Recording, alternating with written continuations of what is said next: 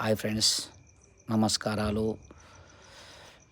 గణేష్ను నిలబెట్టిన రోజులలో 2025లో ఈ గణేశుడు నిలబెట్టిన రోజులలో నేను వెళ్తుండగా టూ వీలర్ పైన శివుడు కనిపించిండు. శివుడు చాలా మంచిగా కనిపించిండు నాకు.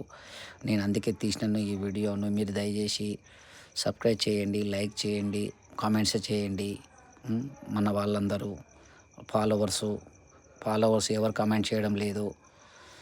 సబ్స్క్రైబ్ చేసుకున్నారు కానీ ఇంకా కామెంట్లు చేయడం, అప్పుడప్పుడు లైకులు చేయండి.